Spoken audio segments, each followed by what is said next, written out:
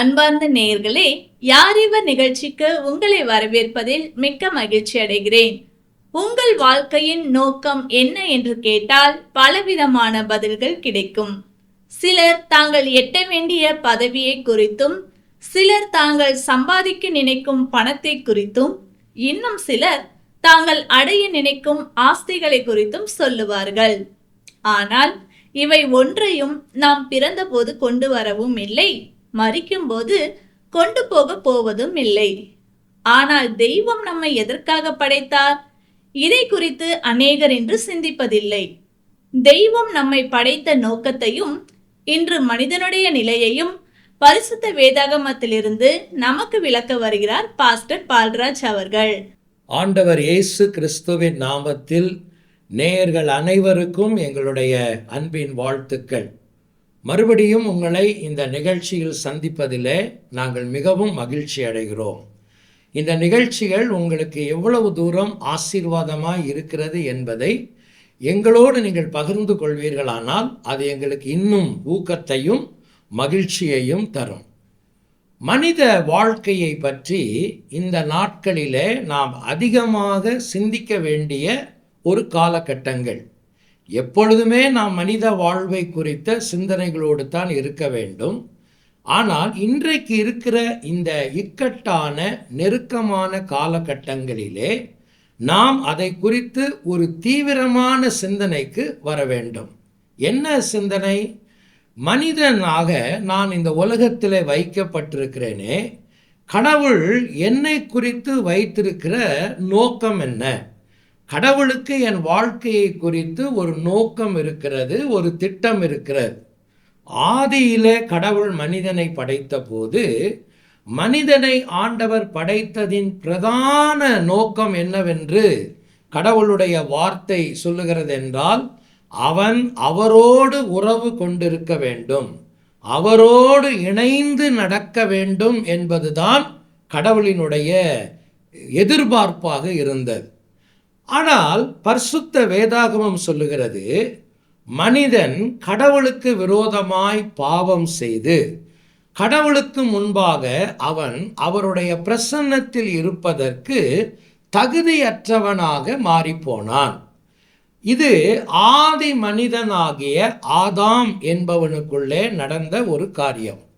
ஆதாமுக்குள் இது நடந்ததினாலே, அவன் மனைவியாகிய ஏவாளுக்குள் இது நடந்ததினாலே, அவனை தொடர்ந்து வந்த எல்லா மனுமக்களும் இந்த பாவத்தின் பாதிப்புக்கு உள்ளாகி கடவுளுடைய பிரசன்னத்தையும் ஐக்கியத்தையும் அவர்கள் இழந்து போனார்கள்.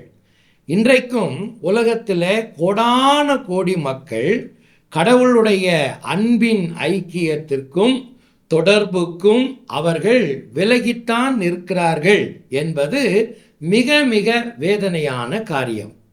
ஆனால் மனுக்குலத்தின் மேல் கடவுள் வைத்த ஒரு பெரிய அன்பினாலே, அவருடைய பேரன்பு என்று நான் சொல்லுவேன், அவருடைய பேரன்பினாலே மனிதனை இந்த நிலையிலிருந்து தூக்கி எடுத்து தம்மோடு அவன் மறுபடியும் ஐக்கியம் கொள்ளவும் உறவு கொள்ளவும் அவனை தகுதி உள்ளவனாக மாற்றுவதற்கு கடவுள் கொடுத்த திட்டம்தான் அவருடைய ஒரே குமாரன் இயேசு கிறிஸ்துவை பாவம் போக்கும் பலியாக இந்த உலகத்திலே கடவுள் அனுப்பி வைத்தார்.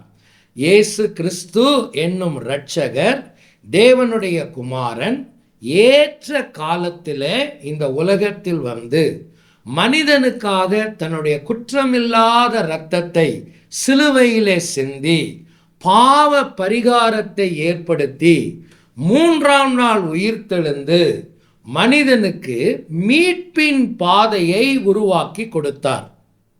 நண்பர்களே, இதை அனுபவிக்காமல் இன்றைக்கும் கோடான கோடி மக்கள் இந்த உலகத்தில் வாழ்வது வேதனையான காரியம். அப்படியானால் இந்த ஐக்கியத்தையும் அன்பையும் அனுபவிக்காத மக்கள் பாவத்திலேயே இருக்கிறார்கள். பாவம் என்கிற அந்த சேற்றிலேயே அவர்கள் மூழ்கி இருக்கிறார்கள். அதிலிருந்து அவர்கள் இன்னும் விடுபடவே இல்லை. மனித வாழ்வின் நோக்கத்தை வேறு எங்கேயோ நாம் தேடிக்கொண்டிருப்பதினாலே இது நமக்கு பெரிதாக தெரியவில்லை. பொதுவாக நீங்கள் கவனிக்கலாம், ஒரு அசுத்தமான மிருகத்திற்கு அசுத்தமான இடத்தில் இருப்பதை குறித்த ஒரு உணர்வு இருக்காது அல்லவா? அதை போல நாமும் மாறிவிடக்கூடாது.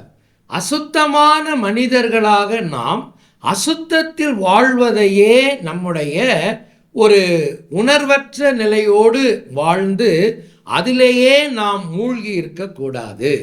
அதை விட்டு நீங்கள் வெளியே வர வேண்டும் என்பதுதான் கடவுளுடைய திட்டம். யாரெல்லாம் இயேசுவை தங்கள் சொந்த இரட்சகராக உள்ளத்திலே ஏற்றுக்கொண்டு அவருடைய மக்களாக மாறுகிறார்களோ அவர்களுக்கு கடவுள் மனித வாழ்வின் நோக்கத்தை அவர்களுக்கு திரும்ப கொடுத்து அவரோடு அவன் ஐக்கியப்படுவதற்கும் அன்பு கொள்ளுவதற்குமான வழிமுறையை அவர் ஏற்படுத்துகிறார். அப்படி என்றால் அப்படி இல்லாத மனிதர்கள், ஒருவேளை இந்த நிகழ்ச்சியை கேட்டுக்கொண்டிருக்கிற நீங்கள் எந்த நிலையில் இருக்கிறீர்கள் என்று பாருங்கள். நான் சொன்ன இந்த 2 நிலைகளிலே நீங்கள் எந்த நிலையிலே இருக்கிறீர்கள்? ஒருவேளை உங்களுக்கு ஆண்டவர் இயேசு கிறிஸ்துவோடு தொடர்பில்லாவிட்டால் நீங்கள் பாவிகள் என்கிற நிலையிலேயே இருந்து மனித வாழ்வின் நோக்கத்தை இழந்து கடவுளுடைய அன்பிலிருந்து தூரமாக இருக்கிறீர்கள்.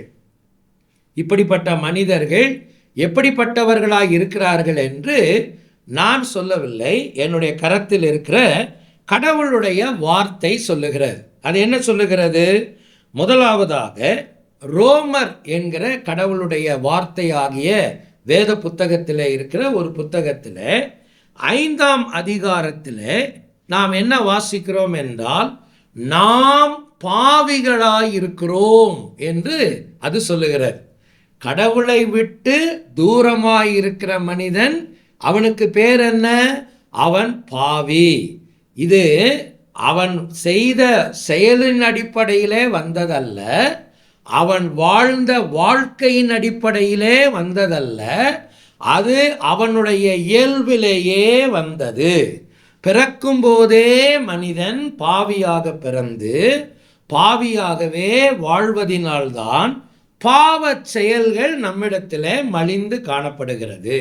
அப்படி என்றால் வேதம் என்ன சொல்லுகிறது தெரியுமா? பாவிகளை ரட்சிக்க கிறிஸ்து இயேசு உலகத்தில் வந்தார். இயேசு கிறிஸ்து பாவிகளான மனிதர்களை மீட்டெடுப்பதற்காகத்தான் இந்த உலகத்திலே அவர் இரட்சகராக வந்தார். இரண்டாவதாக, கடவுளுடைய அன்புக்கு தூரமாயிருக்கிறவர்கள் எப்படிப்பட்டவர்களாயிருக்கிறார்கள்? அதே ரோமருக்கு எழுதின நிருபத்தில் பவுலடியார் சொல்லுகிறார், 6வது வசனத்தில், நாம் பலனற்றவர்களாயிருக்கும் போது என்று அவர் சொல்லுகிறார். எந்த மனிதன் இயேசு கிறிஸ்துவின் அன்புக்கு தன் வாழ்க்கையில் இடமளிக்கவில்லையோ, அவருடைய அன்பை அவன் வாழ்க்கையிலே ருசிக்கவில்லையோ, அவனை குறித்து திருமறை என்ன சொல்லுகிறது? அவன் பலனற்றவன். நான் பேசுவது சரீரம் சார்ந்த பலனை குறித்து நான் பேசவில்லை. நான் பேசுவது உங்களுடைய ஆத்துமாவின் பலன், உங்களுடைய உள்ளான வாழ்க்கையின் பலன். வெளியிலே நீங்கள் பெரிய பலசாலியாக இருக்கலாம், சரீர பிரகாரமாக எல்லா விதமான தகுதியோடு நீங்கள் இருக்கலாம். அதை குறித்து திருமறை சொல்லவில்லை, உங்கள் ஆத்துமாவை குறித்து சொல்லுகிறது. இயேசு கிறிஸ்துவின் அன்புக்கு தன் வாழ்க்கையை தூரப்படுத்தி இருக்கிற மனிதன் பலனற்ற மனிதன், தன் ஆத்துமாவிலே பலவீனமானவன். கடவுளோடு உறவு கொள்ளுவதற்கும் அவரோடு அவன் வாழ்வதற்கும் தகுதியற்ற நிலையில் இருக்கிறான். நண்பர்களே, இந்த நிகழ்ச்சியை நீங்கள் கேட்கும்போது உங்களுடைய வாழ்க்கையை நீங்கள் சற்றே ஆராய வேண்டும். நான் கடவுளுக்கு முன்பாக இன்னும் பாவி என்கிற நிலைப்பாட்டோடு தான் இருக்கிறேனா? அப்படியானால் இயேசு கிறிஸ்து என் வாழ்க்கையில் வரும்போது தான் அந்த நிலைப்பாடு மாறி நான் நீதிமான் என்கிற நிலைப்பாட்டுக்கு வர முடியும். இரண்டாவதாக, நான் பலனற்றவனாய் இருக்கிறேனா, இயேசு என் வாழ்க்கையில் வரும்போதுதான் நான் பலனுள்ளவனாக மாற முடியும். மூன்றாவதாக, கடவுளின் அன்புக்கு தூரமாய் விலகி பாவத்திலேயே வாழ்கிற ஒரு மனிதனை குறித்து திருமறை சொல்லுகிற மூன்றாவது காரியம் என்ன தெரியுமா? அவன் கடவுளுக்கு முன்பாக சத்துருவாக இருக்கிறான். அவன் கடவுளுக்கு முன்பாக பகைமை உணர்வோடு தன்னுடைய வாழ்க்கையை வைத்திருக்கிறான். அதே இந்த ரோமர் என்கிற நிருபத்தில் 5ஆம் அதிகாரத்தில் 10வது வசனத்தில் கடவுளுடைய மனிதராகிய பவுலடியார் அவர் சொல்லுகிறார், நாம் தேவனுக்கு சத்துருக்களாக இருக்கையில். கடவுள் மனிதனை சத்துருவாக பார்க்கிறாரா? இல்லை. அப்படி என்றால் அவர் அன்புள்ள கடவுளாக இருக்க முடியாதே. மனிதன் எப்படி கடவுளுக்கு சத்துருவாக முடியும்? ஒருபோதும் கடவுள் மனிதனை சத்துருவாக பார்ப்பதில்லை. ஆனால் இந்த வார்த்தைக்கு அர்த்தம் என்னவென்றால், அவன் கடவுளுக்கு விரோதமாக பாவம் செய்து அவருடைய விருப்பத்திற்கு மாறாக நடந்து அவரை விட்டு தூரம் போய் தன்னை சத்துருவாக அவன் பாவித்து கொண்டான். ஒருபோதும் மனிதனை கடவுள் சத்துருவாய் பார்ப்பதில்லை. ஆனால் அந்த நிலைக்கு மனிதன் தன்னை கொண்டு போய்விட்டான். இறை மக்களாக நாம் கடவுளுடைய மக்களாக வாழ வேண்டும் என்பதுதான் கடவுளுடைய நோக்கம். எனவே கடவுள் நம்மை அவருடைய சிநேகிதர்களாக இருப்பதற்கு ஆண்டவர் விரும்புகிறார்.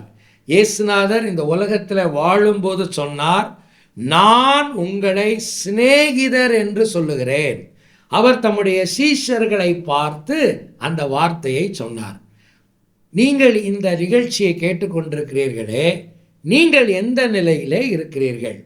கடவுளுக்கு முன்பாக சத்துரு என்கிற நிலைப்பாட்டோடு நீங்கள் இருக்கிறீர்களா? அப்படியானால் அர்த்தம் என்ன தெரியுமா?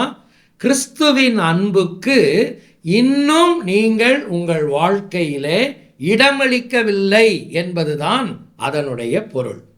ஆக கடவுளை விட்டு தூரமாய் இருக்கிறவன், கிறிஸ்துவின் அன்புக்கு தன்னை தூரமாக்கி கொள்ளுகிறவன், முதலாவது அவன் கடவுளுக்கு முன்பாக பாவியாய் இருக்கிறான் என்று நான் சொன்னேன். இரண்டாவது, அவன் பலனற்றவனாய் இருக்கிறான் என்று சொன்னேன். மூன்றாவது நான் சொன்னேன், அவன் சத்துருவாய் இருக்கிறான் என்று நான் சொன்னேன். நான்காவதாக கடவுளுடைய வார்த்தை என்ன சொல்லுகிறது? கிறிஸ்துவின் அன்பை விட்டு தன்னை தூரமாக்கி கொள்ளுகிற மனிதன் பாவத்திற்கு அடிமையாக இருக்கிறான். அடிமை என்கிற வார்த்தை உங்களுக்கு புரிகிறதா? விலை கொடுத்து வாங்கப்பட்டவன் தான் அடிமை. சில நேரங்களில் நாம் சொல்லுகிறோம் அல்லவா, கோபத்தில் நான் என்ன உனக்கு அடிமையா என்று கேட்கிறோம் அல்லவா. ஆதி நாட்களிலே இந்த அடிமைத்தனம் என்கிற பழக்கம் உலகத்தில் இருந்தது. மனிதர்களை விலை கொடுத்து வாங்கி கொண்டு போய் அவர்களை அடிமைப்படுத்தி அவர்களை ஒரு மிருகத்தை போல தான் நடத்துவார்கள். அவர்கள் மரணத்தை பற்றி கூட யாரும் கேள்வி கேட்க முடியாது. யாரும் அதை எதிர்த்து நிற்கவும் முடியாது. அந்த எஜமானனுக்கு மட்டுமே சொந்தமான ஒரு பொருளாகத்தான் அவன் பாவிக்கப்பட்டான். இந்த காலகட்டங்களில்தான் பவுல் என்கிற கடவுளுடைய மனிதர் இந்த தேவனுடைய வார்த்தையை எழுதும்போது அவர் ரோமர் என்கிற புத்தகத்தில் 6வது அதிகாரத்தில் 17வது வசனத்தில் அவர் சொல்லுகிறார், பாவத்திற்கு நீங்கள் அடிமைகளாயிருந்த காலத்தில் என்று அவர் சொல்லுகிறார். பாவம் நம்மை என்ன செய்து விடுகிறது? நம்மை அடிமைகளாக்கி விடுகிறது. அதை விட்டு நாம் வெளியே வர முடியாத அளவுக்கு நம்மை அது சிறைப்படுத்தி விடுகிறது. ஒரு அடிமை விரும்பினாலும் அவன் தன்னுடைய எஜமானனை விட்டு போக முடியாது. ஏனென்றால் அவன் விலை கொடுத்து வாங்கப்பட்டிருக்கிறான். வேலைக்காரர்கள் அல்லது பணியாட்களுக்கும் அடிமைகளுக்கும் இருந்த வித்தியாசம் அதுதான். ஒரு வேலைக்காரராய் பணியாளராய் இருக்கிறவர் எப்பொழுது வேண்டுமானாலும் தன்னுடைய எஜமானிடத்திலிருந்து அவர் விடை பெற்று செல்லலாம். ஆனால் ஒரு அடிமைக்கு அந்த சுதந்திரம் கிடையாது. அவன் அப்படி மீட்கப்பட வேண்டுமானால், அந்த அடிமை அந்த எஜமானிடத்திலிருந்து மீட்கப்பட வேண்டுமானால், அந்த காலத்தினுடைய சட்டம் என்ன தெரியுமா? அவனுக்கான ஒரு மீட்பின் பொருளை அல்லது விலைக்கிரயத்தை யாராவது ஒருவர் செலுத்தி அவனை அங்கிருந்து மீட்க வேண்டும். நான் இப்பொழுது போய் அடிமையாய் இருக்கிற ஒரு மனிதனை அவருடைய வீட்டிலிருந்து நான் வெளியே கொண்டு வர நினைத்தால், நான் அந்த எஜமானனுக்கு அந்த அடிமைக்காக அவர் நியமித்திருக்கிற விலை எதுவோ அந்த விலையை முழுவதுமாய் கொடுத்துவிட்டு அவரை நான் கொண்டு வரலாம். மீட்கும் பொருளை கொடுத்து ஒரு அடிமையை யார் மீட்டு கொள்ளுவார்? யாரும் அதை செய்ய மாட்டார்கள், இல்லையா? அவன் காலம் முழுவதும் அதிலேயே இருப்பான்.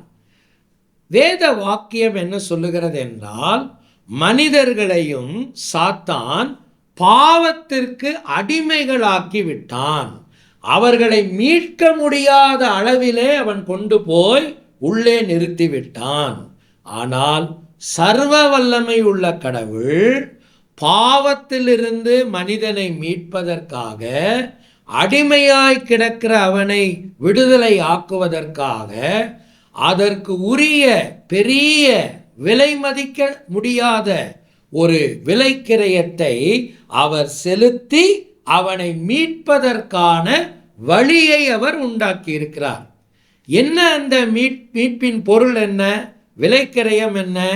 ஆண்டவராகிய இயேசு கிறிஸ்துவின் குற்றமில்லாத மரணம், அவருடைய உயிர்த்தெழுதல் தான் அந்த பெரிய விலைக்கிரயம். நீங்கள் யாராக இருந்தாலும் சரி, ஒருவேளை எப்படிப்பட்ட பாவ பழக்க வழக்கங்களிலே உழண்டு கொண்டு தவித்து கொண்டு அதிலிருந்து வெளியே வர முடியாமல் போராடி கொண்டிருக்கிற மனிதர்களா நீங்கள்? யார் என்னை விடுதலை ஆக்குவார் என்கிற ஏக்க பெருமூச்சோடு வாழ்க்கையிலே போராடி கொண்டிருக்கிறீர்களா? இயேசு கிறிஸ்து உங்களை எந்த அடிமைத்தனத்திலிருந்து விடுதலை செய்வதற்கு அவர் வல்லவராக இருக்கிறார். ஏனென்றால் அவர் அதற்காக தம்மை தாமே விலைக்கிரயமாய் கொடுத்திருக்கிறார். இதைத்தான் வேதம் மிக தெளிவாய் சொல்லுகிறது. அடுத்து திருமறை என்ன சொல்லுகிறது என்றால், கடவுளின் அன்பை விட்டு அவரை ஏற்றுக்கொள்ளாமல் தூரமாயிருக்கிறவர்கள் மரித்து போன மனிதர்களைப் போல இருக்கிறார்கள். எபேசியர் என்கிற புத்தகத்தில் 2ஆம் அதிகாரத்தில் 1 வசனத்தில் நாம் இதை வாசிக்கிறோம். அக்கிரமத்தினாலும் பாவத்தினாலும் மரித்தவர்களாயிருந்த உங்களை. எல்லா மனிதர்களும் தங்களுடைய இயல்பிலேயே அவர்கள் பாவத்தில் மரித்து போன நிலைமை. மரித்து போனவனுடைய நிலை என்ன? அவனுக்கு எந்த உணர்வும் இருக்காது அல்லவா?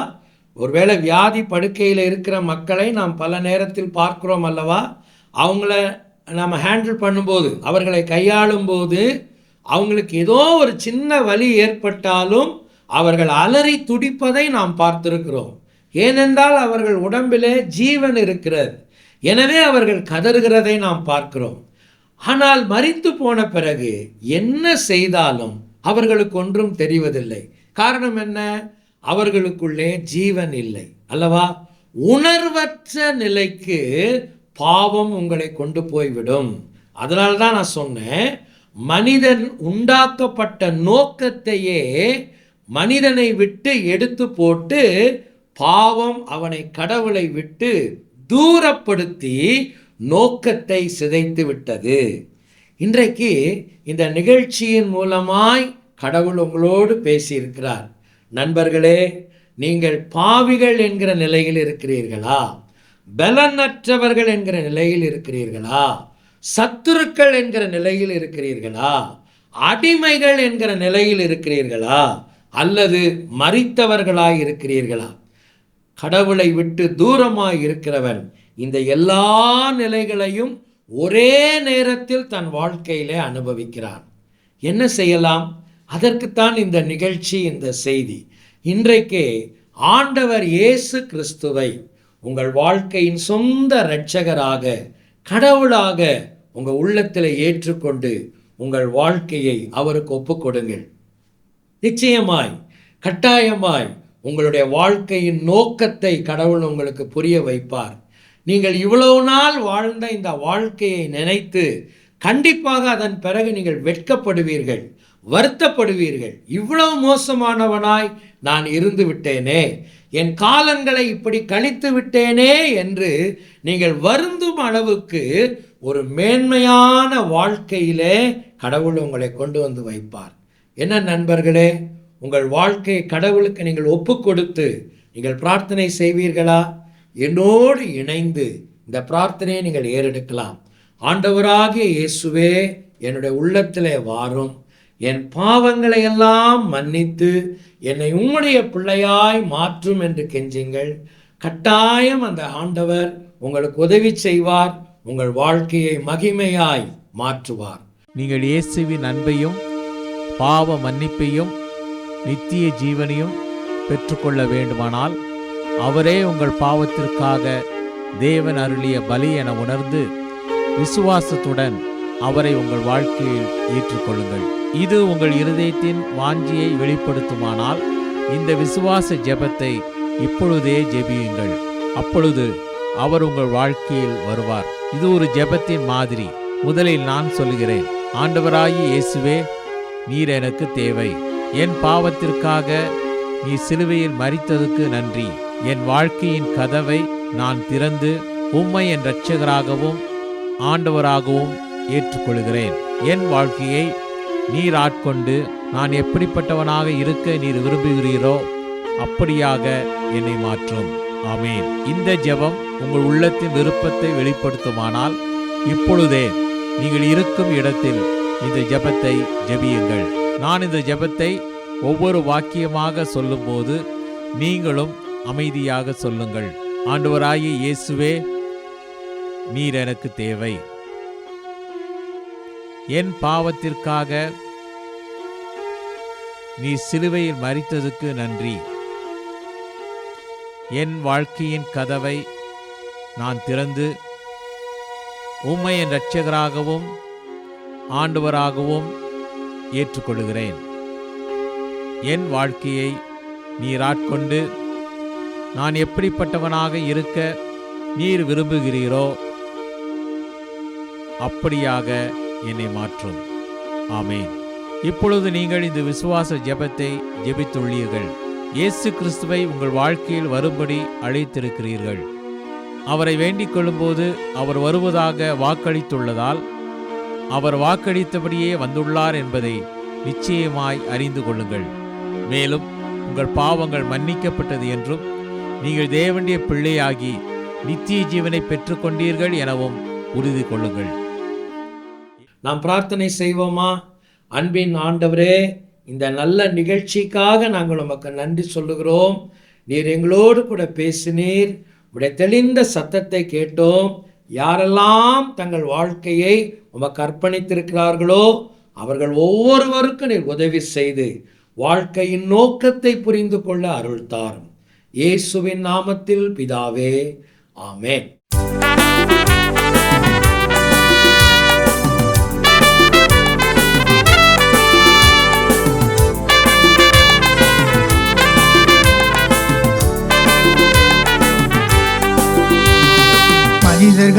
மனிதர்களே கொஞ்சம் நெல்லுங்கள், மாய உலகின் கொடுமைகளை எண்ணி பாருங்கள்.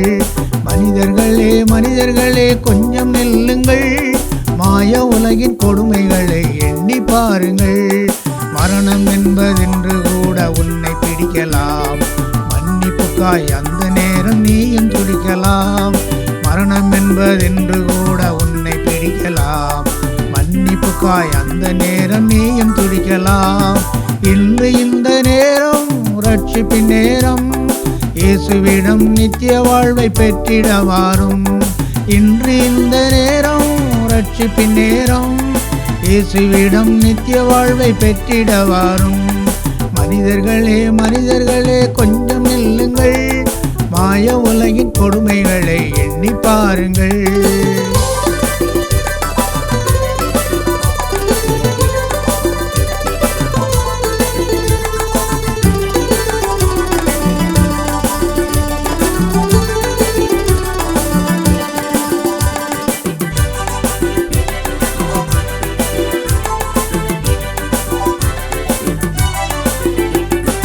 எத்தனையோ சந்ததிகள் வந்து போனதே, இன்றிருக்கும் நமது வாழ்வும் முடிந்து போகுமே.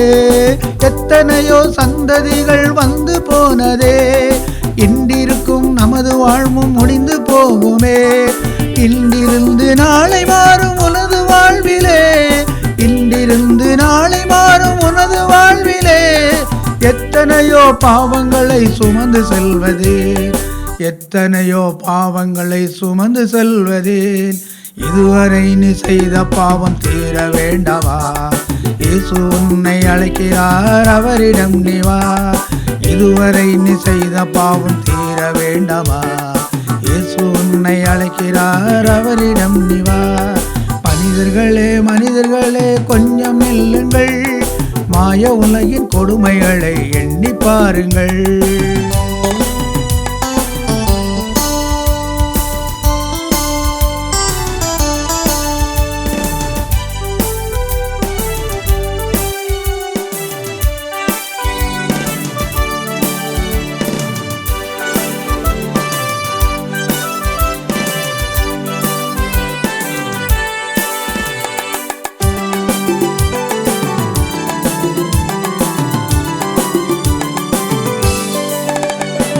வானத்திலே பறவை போல பறந்து திரிகிறாய், வட்ட நிலா நடுவினிலே நடந்து வருகிறாய். வானத்திலே பறவை போல பறந்து திரிகிறாய், வட்ட நிலா நடுவினிலே நடந்து வருகிறாய். வாங்கிவிடும் மூச்சை உன்னால் காக்க முடியுமா, வாங்கிவிடும் மூச்சை உன்னால் காக்க முடியுமா. தூங்கும் போது போச்சுதுன்னா திரும்ப கிடைக்குமா, தூங்கும் போது போச்சுதுன்னா திரும்ப கிடைக்குமா. அதற்கு முன்னே உனது பாவம் தீர வேண்டாமா, அன்பு தெய்வம் இயேசு உன்னை அழைக்கிறார், நீ வா. அதற்கு முன்னே உனது பாவம் தீர வேண்டாமா, அன்பு தெய்வம் இயேசு உன்னை அழைக்கிறார், நீ வா. மனிதர்களே மனிதர்களே கொஞ்சம் நில்லுங்கள், மாய உலகின் கொடுமைகளை எண்ணி பாருங்கள்.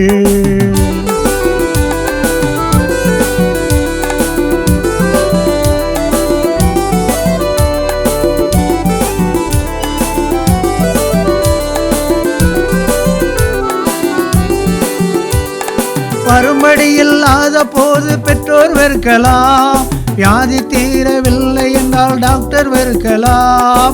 வரும்படி இல்லாத போது பெற்றோர் வெறுக்கலாம், வியாதி தீரவில்லை என்றால் டாக்டர் வெறுக்கலாம்.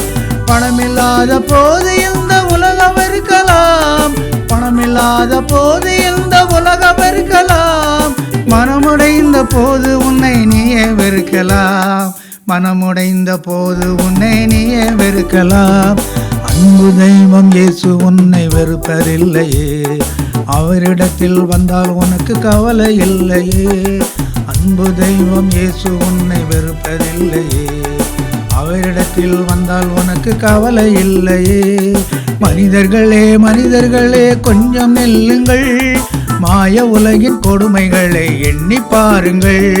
மரணம் என்பதென்று கூட உன்னை பிடிக்கலாம், மன்னிப்புக்காய் அந்த நேரம் நீயும் துடிக்கலாம்.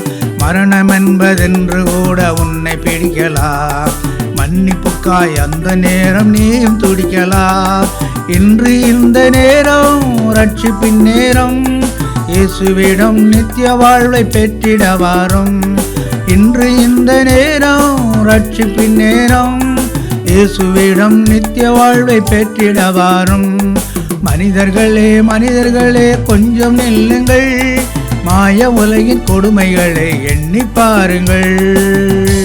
தன்னோடு வாழும்படியாகவே தெய்வம் மனிதனை படைத்தார் என்றும், ஆனால் மனிதன் இன்று பெலனற்றவனாக, தெய்வத்திற்கு சத்துருவாக, பாவத்தில் மரித்தவனாக இருக்கிறான் என்று கேட்டோம். மனிதனை பாவத்தில் இருந்தும் அதன் தண்டனையிலிருந்தும் விடுவிக்கவே தெய்வமாயிருந்த இயேசு கிறிஸ்து இந்த உலகில் மனிதனாக வந்து நம்முடைய பாவத்தை தன் மீது ஏற்றுக்கொண்டு நமக்கு பதிலாக சிலுவையில் ரத்தம் சிந்தி மரித்தார். மரித்த இயேசு கிறிஸ்து அடக்கம் பண்ணப்பட்டு 3ஆம் நாள் உயிருடன் எழுந்தார்.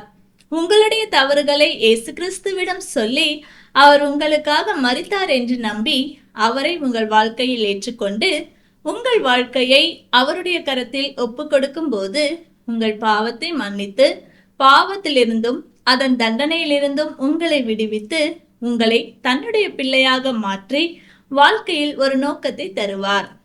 இந்த ஆண்டவராகிய இயேசு கிறிஸ்துவை ஏற்றுக்கொண்டு வாழ்க்கையின் நோக்கத்தை பெற்றுக்கொள்ள விரும்புகிறீர்களா? உங்களுக்கு ஆலோசனை கூறவும் உங்களுக்காக ஜெபிக்கவும் ஆவலாய் இருக்கிறோம். இந்த நிகழ்ச்சியை குறித்த உங்கள் கருத்துக்களையும் கேள்விகளையும் எங்களுக்கு தெரியப்படுத்துங்கள். எங்கள் முகவரி: ஒளியும் வாழ்வும் இயக்கம், C26, ஜெய்நகர், திருவெரும்பூர், திருச்சிராப்பள்ளி 620013. அலைபேசி எண் 7598137441 மற்றும் 9487007441. Email ID tv@lala.org.in. இவ்வளவு நேரம் இந்நிகழ்ச்சியை கண்டு கழித்தமைக்கு நன்றி. வாழ்க்கையின் நோக்கத்தை அறிந்து கொள்வதால் கிடைக்கும் உண்மையான நிம்மதி உங்கள் உள்ளங்களையும் இல்லங்களையும் நிரப்புவதாக. ஒளியும் வாழ்வும் இயக்கம் சார்பாக உங்களுக்கு எங்கள் வாழ்த்துக்கள். வணக்கம்.